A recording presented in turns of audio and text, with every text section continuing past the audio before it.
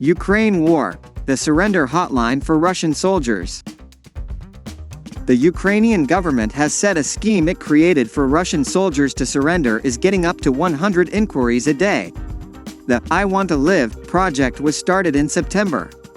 By calling a hotline or entering details through messenger apps, Russian troops can arrange the best way to surrender to Ukrainian forces.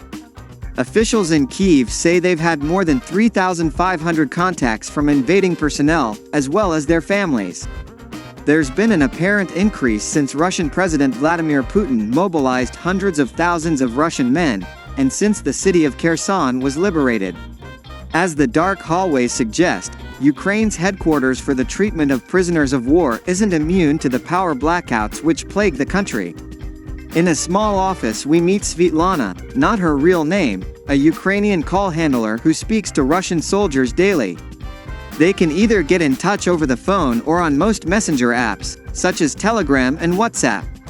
She explains the evenings are busiest, when troops have more spare time and can sneak off and make a call. First of all, we hear a voice, mainly male, she explains.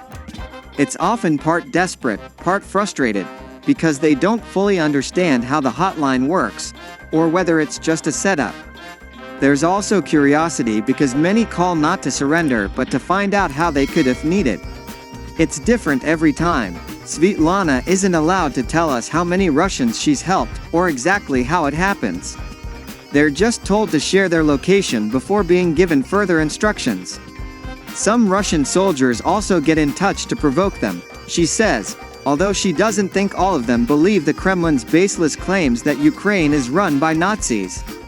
We can't judge an entire country, she says. The majority of them are worried about their lives. Svetlana also recalls a call from one man who lived in occupied Crimea and had been mobilized to fight against his own family and country. It seems Moscow has now blocked the phone numbers from being reached inside Russia. Calls from either a UK or Russian SIM card are greeted with an error message. Ask yourself a question: what are you fighting for? Says the dramatic voiceover in Ukraine's I Want to Live propaganda video aimed at Russian soldiers. Explosions appear in sync with evocative music, and there are images of Russian soldiers apparently surrendering before two phone numbers are shown at the end. They're even told to wave a white flag if they're too close to the front line. This is, of course, part of the information war, the anatomy of Ukraine's attempts to weaken Russian morale. On the walls of Svetlana's office are pictures of Ukrainian prisoners of war. They're all thought to still be alive, and this hotline is central to Kyiv's efforts to bring them home. Once they surrender, Russian prisoners of war, POWs, can be used as currency in future exchanges. According to the Institute for the Study of War, the Kremlin is also carrying out more prisoner of war exchanges as it tries to soothe critics from inside Russia. There are thought to be thousands of POWs on both sides, but the exact numbers aren't clear. We especially want to target the partially mobilized who not only can't fight but are thrown in as cannon fodder, says Vitaly Matvienko, who heads up the scheme.